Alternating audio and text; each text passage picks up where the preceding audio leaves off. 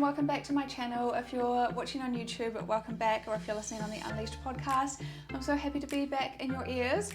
I was supposed to have a podcast interview booked for this morning, and my whole life there's a lot of things going on right now.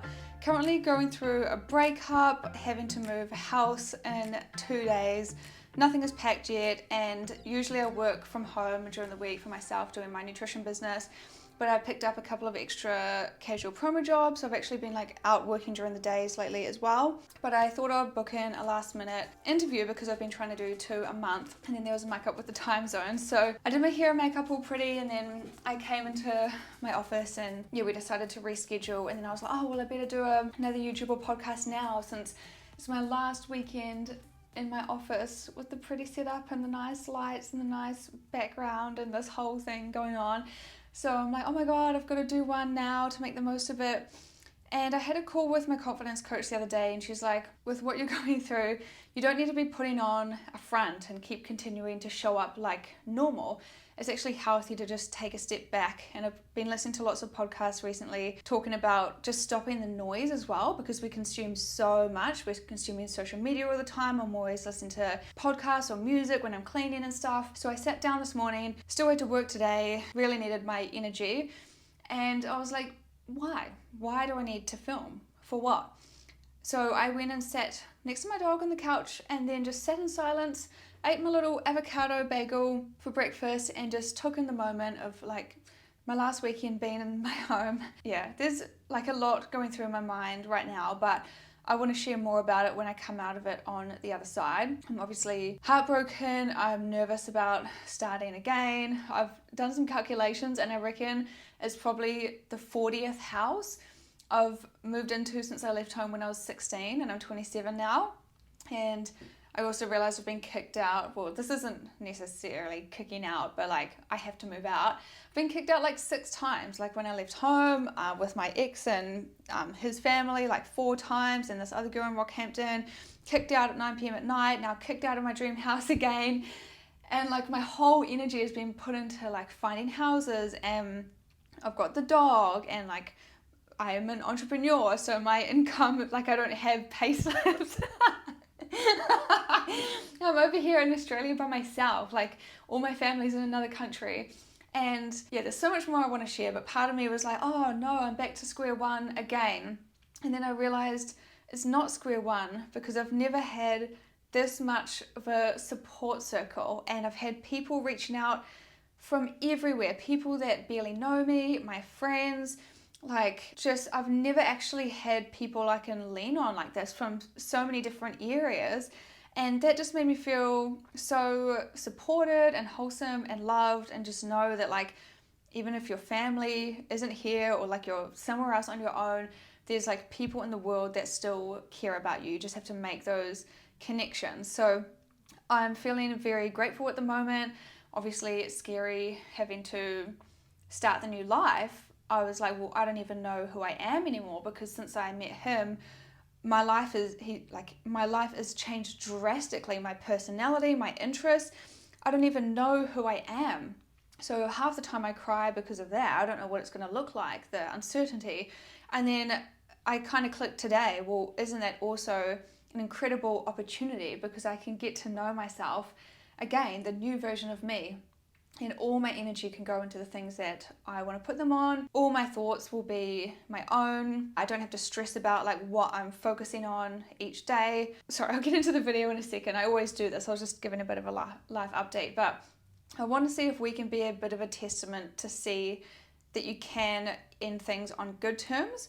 We had a really deep weekend of connection and chats, and we're kind of going through, I realized all the things that I've done wrong throughout the year, and also have related that back to a past relationship, the pattern that I have as a person. I've been doing so much personal development work. I was thinking not many people probably even have the capacity to think about areas that they can improve on, because it's so easy to just be oh yeah, well they did all this stuff. Well, if you can sit back and write a list of these are some more areas for growth that I need to go and work on. It takes a lot of courage, and I don't think many people in the world even have that level of self-awareness or acceptance that they can constantly evolve. And then we're going through ways that we've benefited each other, like things that we've taught each other and how we've changed each other's lives in a positive way. So I want to do some more deeper chats on that after I've come out of it on the other side, like in the last couple months of the year. That would be awesome. But for today, I thought I finished work now and cooked myself a nice hearty dinner, and I do actually want to record one more video in my beautiful studio because I'm definitely going to miss it, and I'm going to have to learn how to set it up in my new space. And I'm very nervous for what's to come, but the universe is working in your favor. So today's topic: the reality of comp prep, because WBFF is just around the corner. Hopefully this video will be live by the time the show is on next Saturday. It's just like one of my favorite things to look up to in my life. I've been told, oh, well, you could have done better in your prep and placed. But when I talk to people about it, like I came out of a 4-year narcissistic abusive relationship, confidence into the ground. The goal was just to sign up again and just get back in the game. So even though I kind of stuffed up on peak week with the carb cycling and things like that, or didn't stick to things 100%, I've never restricted food before. I only do intuitive eating. So it's all just a learning experience. Like, what can I take from that prep that I learned? Why did I muck up in those areas? Gaining the self-worth to stand on stage, and it's not just like flaunting around in a bikini thinking that you're the best or all this superficial stuff. You have to fully back yourself. You have to fully believe in yourself. When you do the walk, like, you are strutting. You've got to like believe in yourself. And when I walked out there this time, I put so much pressure on myself. I hadn't slept the night before. I'll go into more of this as well. And I was shaking and like had caffeine and no sleep and the nerves and anxiety, and all the lights are shining on you, and trying to tense my quads, so I was shaking in my heels. I was trying to do like these poses where you like flip and like land on your back heel and like look at the judges. And I almost fell over. I couldn't even balance in my shoes. So I've been told like, oh, well, if you just tried harder, you could have placed. But whatever you do at the time is enough, because it's all happening for a reason. What are you taking from that? Why did you slip up in those areas? Is there deeper meaning to all of that? Is it self-sabotage? Like, do you need more structure in your day? Like, better ways of keeping track of things and ticking them off? I don't know. Like, it's all just a learning experience. And when I placed 4th, it's just I was happy with that, because I was like, I did not do like as well as I planned, but it just lights that bit of fire under you, like one worse placing than the year before, one off getting top 3. So next time to just make those changes. And if I was to say win the WBFF pro status when I last competed, I was not a pro mentally. It's been like the biggest year of personal growth. I'm also very introvert as well, and when they have the registration nights, like you can go and take photos with all the pros and things like that, I'm so introvert that when I go up to people, I'm like, hi, I'm Cassie, and I'm just so scared still. So like, what can I do to embody being a leader and being a pro? It's like the whole journey to get there. It's not just one show, and then if you don't get the place and you're like, oh my god, I don't like this anymore kind of thing. It's like a journey, and that's kind of why I like having that long-term goal, because you're constantly evolving and there's always something to work towards. And it's not just how you look in a bikini, it's becoming that leader that people feel inspired by you, and you make a positive difference in people's lives. And there's just so much more to it than meets the eye. So with the show coming up, I haven't got my ticket yet. I need to get it very soon, but I'm so excited to go and watch it from the audience, because there's so many girls I've had my eyes on, and I just want to know how it all pans out. And I want to see from the audience perspective, like, what makes the winner. Like, when in the first 3 seconds, it's not like this walk, like, oh yeah, they look pretty nice. They take that first step. I feel like I literally got goosebumps. They take that first step and they're like, I'm here. Oh my god, I'm like covered in goosebumps. So there's a few girls I've had my eyes on, and I just want to see how the show pans out and just see it from the audience perspective, how they just fully embody themselves in their posing routine and everything, and all the hard work and dedication that it's taken to lead up to that point, because it's not for the faint of heart. Before I get into the points of the video, if you're watching on YouTube, don't forget to subscribe so you can stay up to date with future videos. And if you're listening on the podcast, don't forget to follow the show so you can get updates about my weekly episodes. You can also follow me on socials, on Instagram or TikTok at Cassie Amber Wellness as well, where I post more daily content. So the reality of comp prep. Point 1 is difficulty balancing life's responsibilities across my business, relationships, household, staying on top of meals, walking the dog for my cardio, and continuing to push myself in the gym. I had the luxury of working for myself, like I just do casual work on the side, like promo jobs and things like that. But when you're on low calories, you really don't have that much energy to burn. So I would try to go, I don't want to sit on a bike in the gym and do my cardio. I'd rather like drive my dog to a hike and do a hike outside in nature kind of thing. But it's like the driving there and then the gym sessions and like trying to keep up with your business and like keep the house clean and be a partner and be a friend. Like it's, yeah, when you have less energy to burn, it's hard to juggle everything. I was sleeping a lot in the afternoons due to low energy and immunity, feeling unable to nourish myself optimally due to being in a calorie deficit. So the sleeping also decreased my daily energy expenditure, which made the cut less effective and caused more stress for feeling behind with my productivity. So that was a bit of a mouthful, but yeah, I was often sleeping from, I don't know, yeah, maybe an hour in the afternoons or something, or sometimes maybe even 2 hours, not fully asleep, but just too exhausted to do anything when you're like completely brain dead and you can't even get up. So then I'd feel stressed about not being productive enough, and then yeah, it's like you're not getting enough steps in or cardio. There's this thing called like your like basal energy expenditure. I can't remember what the actual word is, but it's like the energy you burn when you're just living life, like when you're walking around and cleaning and you're out doing things, you're burning calories. But if you're just sitting or laying sedentary, you're not burning calories just from day-to-day activities. So when you lead up to the show, like people find that they start fidgeting less and they talk slower and things like that. So you're naturally just burning less. So I found it hard to keep up with that. You have the show as your sole focus for literally a year or more, including the build and shred leading up to the show. And then a whirlwind of emotions once the big day is done.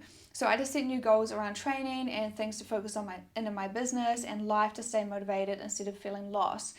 So you're working towards this one thing. It's like it takes up your whole brain. Like, well, your meals have to be planned out and hit your calorie and protein and macro targets and hitting all your gym sessions and your steps and your posing practice and getting your bikini designed and choosing your gown, and just it takes up your whole life. And then when the day is done, you're like, oh, what do I do now? So it's really important to set new goals around other things you want to achieve back in your life, like getting back up to a healthy balance, having more nourishment and body fat so you can actually like be a normal person and build up your immunity again, and make more time for seeing friends and all those things that may have had to suffer before. I found myself constantly comparing myself to others online and how lean they are. They say to like switch off from Instagram, like especially in the weeks leading up to the show, but it's really hard to not focus on those people. Like you can mute their accounts, I guess, but also if you're like using business Instagram for business because you create content and things like that as well, like you're always on social media. But it's hard just to not fall into the comparison trap because you want to look to them for inspiration or like see who you might be competing against. And then you see them and you're like, they are shredded. And I also didn't know how popular PEDs are. There's been a lot of talk about that lately. And there's two sides. Some people say, oh, people think it's more common than it is just for like basic transformations, or like not every bikini girl is on PEDs like everyone thinks. But it is actually more common than I realized, and I didn't know all the things that girls did to get that lean, like taking estrogen blockers so that you lose the fat off all your thighs and hamstrings, because as a woman we store fat there so that we can have a baby. So they take an estrogen blocker to strip it off. And I've never looked into all the research, but I don't know how long that takes to recover from, or if there's any serious or long-term effects from that, or how long your body takes to balance back out, or Yeah, I did not know all that stuff existed, and just taking even basic stuff to hold your muscle density while you're in a fat loss phase, because when you're cutting back the food, I noticed I got like quite thin on my arms as well, because if you're not eating enough and then eating enough protein, your body will start to like eat away at the muscle as well. So I didn't realize how common they were. And I was thinking, I just remembered at my last gym, some of the PTs thought that I was on stuff, and I was not even looking how I am now. But they actually sat me down one day like, Cassie, are you sure you're not taking anything? And I didn't know anything about it, and I was like, creatine? And I started cracking up laughing. So when looking at other people, just remember that there could be more than meets the eye. Like, they might be on things. I really appreciate honesty in the industry with people I look up to. If they can say, yeah, I do take stuff, I think that takes a lot of courage to do, because they get a lot of hate for it. And then people think like, oh, they wouldn't get that body unless they were on steroids. But then they say like, you've got to still do the training and dieting, and if you actually followed them around in day-to-day life, you'd see they're not just sitting around taking steroids and it does it for them. So yeah, there's like lots of conversations around that, but I think honesty I really respect. But when you're comparing yourself to other people, you don't know what kind of stuff they're on. Even some of the bikini models do take it, even though you don't need a lot of muscle definition, but just to help give them that boost, because they might not have been training for long enough, or yeah, many different reasons. So that's that topic. Another one was viewing food based on calories instead of nutritional value, which is so not me. So even one simple thing I can remember is like maple syrup. I use rice malt syrup in my cooking if I'm making homemade baking and stuff. So I was like, oh, well, I better buy the sugar-free one for the first time in my life. It tastes like crap. It just hurts your stomach from all the sweetener. But everyone in that world looks at food like that all the time, and they just have sugar-free everything because it's got no calories. But I'm not against sweetener. Like, it's in the protein powder that I have, and I have some of those amino drinks at the gym that are sweetened with that kind of stuff, but not in every single thing. Like, you still got to have some things with sugar and some things that aren't the diet version or no sugar version. So just when you're trying to track food, when it all comes down to the calories, it's no longer about health. And I have this thing about smoothies. I've seen this person say like, oh, people think a smoothie is healthy, but they're adding like banana and protein powder and chia seeds and like such and such and all these things to their smoothie, but it could just be like milk and banana or something. But the other ingredients still have nutrients. So even though it might be triple the amount of calories, it might keep you feeling full for half the day and help with your hormones and help with your brain functioning and all these other things that give you energy, so you're going to work out better and function better, and it still has a better result overall. That's why I find nutrition so fascinating, because it can be backwards to what people think, or more than meets the eye. So I don't like the fact of it when you're in a strict dieting phase. It's like literally coming down to calories, which isn't necessarily about health at all. And the last point about the reality is you feel cold all the time as your body fat drops. So I noticed even having like acrylic nails, I'd scratch my leg because I thought I had an itchy bite, and I'd be covered in bruises. I think that was low iron as well. But you just feel cold all the time, and you don't feel like doing much. And yeah, like even walking into the supermarket, I'll need to put on like big jumpers and stuff because you're cold just in normal environments. So let's chat about some of the positives. Number one is connections with like-minded people. I've met so many people through the industry, and even the people in my changing rooms, both comps have been so lovely, and like we still chat to each other online. And yeah, it is really a great way to meet new people. Challenging myself to stand up on stage with my idols and do the scariest thing possible by putting myself out there. The first thing that attracted me to it years ago, I found Hattie Boydell's account. I've talked about this on my YouTube before, but I just found her thing and saw the big costumes, and I was like, wow.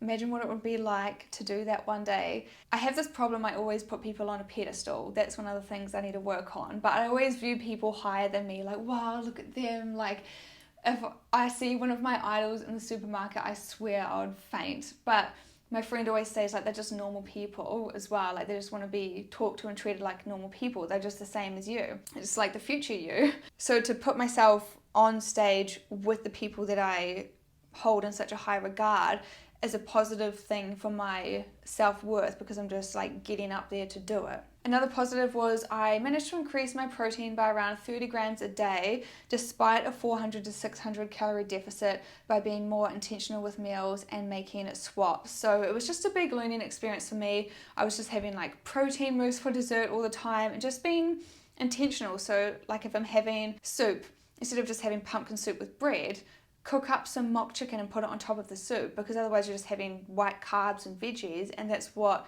a lot of vegans get wrong. They're taking out the protein, and you actually have to be really intentional to keep it in there to actually meet your daily requirements. So I did learn quite a lot by making those swaps despite being in a calorie deficit. Another positive was prioritizing me and valuing myself with a gorgeous bikini designed just for me, theme wear, knowing I'm deserving of success and feeling beautiful on stage. So that's probably the best feeling that comes out of it. That's just why I like WBFF, because it's so glam. I got my bikini custom design made all from Swarovski crystals, and when you pick it up, it's literally heavy. And such cool news, I came across this girl online. Her name is also Cassie, well, short for Cassandra. And she is also a plant-based competitor. We've got like similar amount of followers, same kind of business and business model. I think we kind of look the same because she's got darker like olive skin as well, natural brown hair. Like we look like long lost sisters. So she's actually buying my bikini off me and it's already got the name Cassie on it. So when does that ever happen? Like if you buy something secondhand, it's already got her name on it because we've got the same name, and I never meet any other plant-based bodybuilders. So I'm like, oh my gosh, that's so exciting. But just making myself feel worth it and investing in the theme wear, that was my dream, to just compete in fitness. I didn't even care that I wasn't that lean, like I wasn't even lean enough to be in the category, but I was like, I don't care. I just want to step on stage in my theme wear.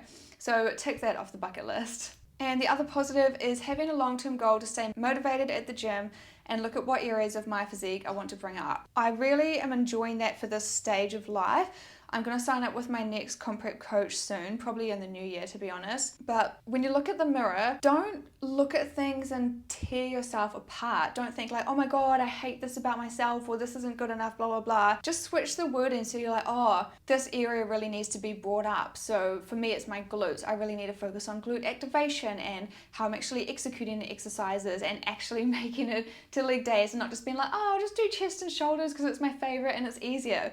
Doing the leg day because it's harder, and I didn't really know how to do hip thrust before, so trying to get better at my hip thrust and adding more progressive overload. So switching the thinking to view it as something you can always be working towards instead of tearing yourself down. And the final little segment, things that I would change for my next show. At this stage, we'll see what happens with WBFF because all the drama came out on my birthday and I was sitting in the lounge by myself, home alone, looking on Instagram like, oh my God, is my dream gonna be shut down? Because it was my dream to go compete in Vegas. I just decided last Christmas. So that might be obviously off the cards now. We don't know what's gonna happen with the brand and things like that. I don't know if they'll rebrand or be able to separate as Australia or come up with their own show with the same organisers or same concept, but we'll see what happens. At this stage, I am planning to compete next October. I haven't really done my build this year because I wasn't properly on top of food, like wasn't really hitting protein targets or eating enough. I've actually gotten leaner and leaner as the year has gone on,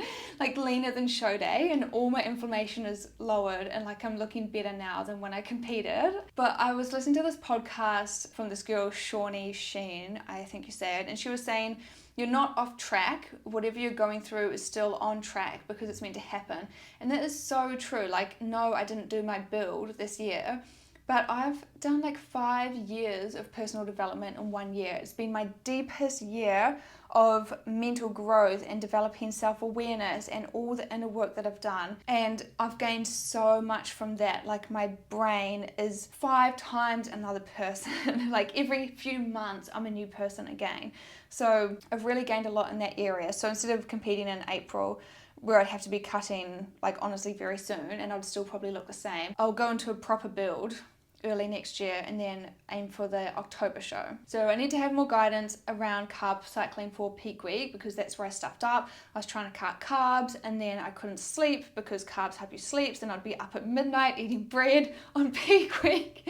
And it was just kind of a disaster. And like I've never binged before because I've only ever done intuitive eating and have never had the restriction of like, oh no, you can't have this food. So the first time, like whenever I restrict, like, oh, well this week the calories are lower, I would like eat more, like eat chocolate, a whole bag of chocolate M&Ms in the car park at the supermarket.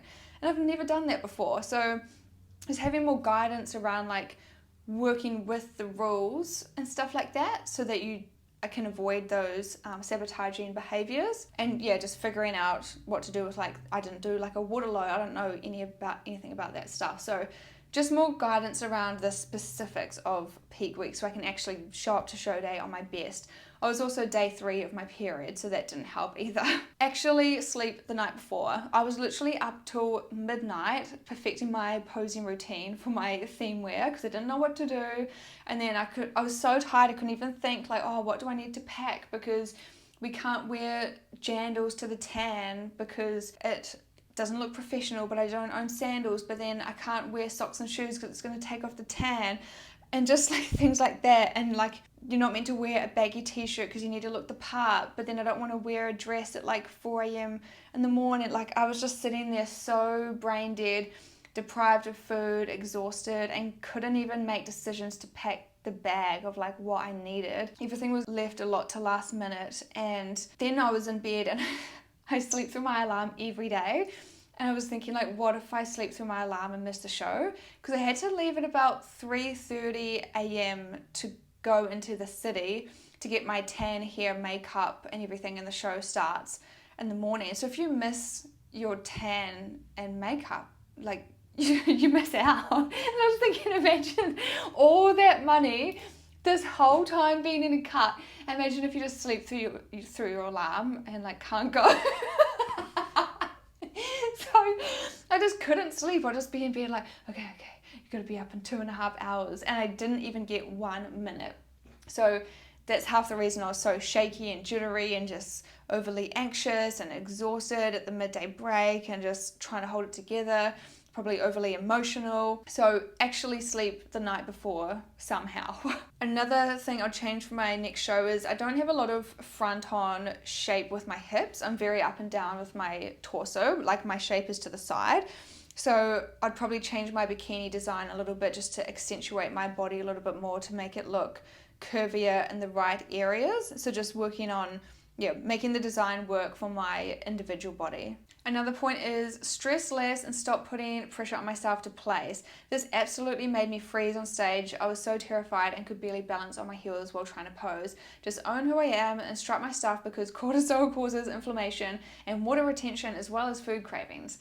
So that was true. Because I placed 3rd in my first ever show with a 6-week prep after COVID, not training for like a year and not eating for like 2 months properly because of my breakup, like I was like, oh, I'm just going to sign up for the show in 6 weeks. Had 2 online posing lessons, like virtual, and then just rocked up and got 3rd. So of course this time I'm like, well, I've got to place better than that. But the pressure I put on myself, like I've got to make at least top 3, it's just worse than just letting go of the outcome. So yeah, don't hold on to a specific placing. It's the journey of getting to the stage and who you've got to become in the process and everything you learn along the way and just bettering yourself as a person. Like the placing is the cherry on top, but not the goal. And the last point of things I would improve is find more low calorie / high protein hacks and have better self-control and mental stamina. The food will always be there afterwards. So this has just been a learning curve. As I said, I've only ever eaten intuitively. I've never been given macros, like to eat this many grams of carbs and stuff. I'm like a nutritionist, but because I've taken a different approach, I studied the blue zones and how plant-based eating helps reverse disease. And I like look into bloating and longevity and like plant-based for weight loss and things like that. But I've never just been given some numbers and had to make a meal out of that to match the numbers, like this many grams of fat. And it just goes against my whole philosophy, because as women, we just need different amounts of food throughout different stages of our cycle. Like, our bodies change. We can't just say you need to eat this many calories every day. And also the amount of fats. Like, when I lead up to my time of month, I crave lots of fatty food. I put whole handfuls of pumpkin seeds into the pan, and like, I'm just so in tune with myself.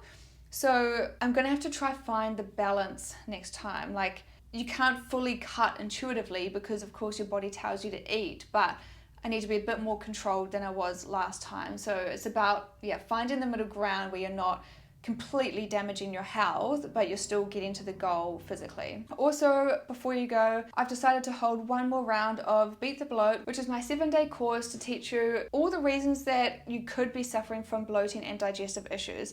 So that is actually the reason I quit my corporate hotel job after studying a 3.5-year degree. I was working in a corporate office, like full, we couldn't even wear like scrunchies, we had to wear stockings every day, a blazer, like very professional. I quit that to study nutrition because I cured my own digestive issues and bloating through food. I know what it's like to go out and socialize, and then you're having a couple drinks, there's bread on the table, and you're like, don't eat the bread, because you know what it's going to do. And I would eat all the bread, like, so that no one else could have any. And I remember walking back to the train station wearing my little office skirt, and I had to unzip it and like cover the back with my jacket because my stomach was so pregnant, and just the pain sitting on the couch at night after a meal. Like, I would only go to the bathroom every few days, and it's meant to be 1 to 3 times a day, whereas for me it was like twice a week or 3 times a week. So imagine the backup of toxins and everything in your body, and just feeling so weighed down all the time.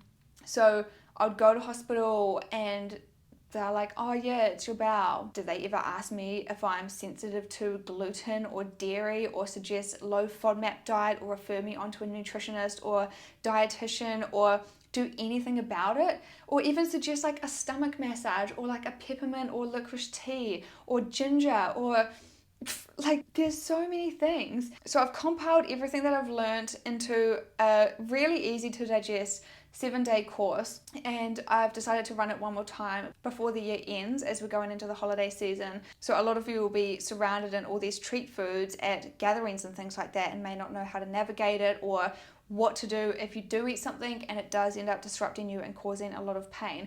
So I've got all my natural remedies in there, all the things that you can try, how to pinpoint what's actually going wrong, or how to know if you need further testing for deeper conditions that actually affect you long term. So I'll teach you about how to navigate all of that. Head to the link in the description below for details. So I'm going to do quite a quick launch with this one and just get it over and done with. So I'm launching on Monday, the 20th of November. You've got to be all signed up before that date, and it just goes for 1 week. So if you're interested in that, head to the link below. I know a lot of bikini girls also suffer a lot from gut issues and digestive problems, because leading up to the show, you're really limiting the amount of food and the diversity of food. So when you eat more colors and different types of food, you're getting more gut bacteria that builds up to be able to break it down, obviously, and more nutrients from all these different places. So when you're cutting out all these different foods and just eating the same meals on repeat, you're limiting your gut bacteria, and that really affects your mood and immunity as well. And then when you start to introduce other foods again, like, your body doesn't know how to digest it anymore because the bacteria has gone away. So a lot of bikini girls do suffer from gut issues as well. So this is going to be really, really helpful and teach you everything you need to know. Link in the description. Thank you so much for tuning in. Don't forget to subscribe and head over to my socials, Cassie Amber Wellness, for more daily content in the wellness space. Thank you, and see you next time.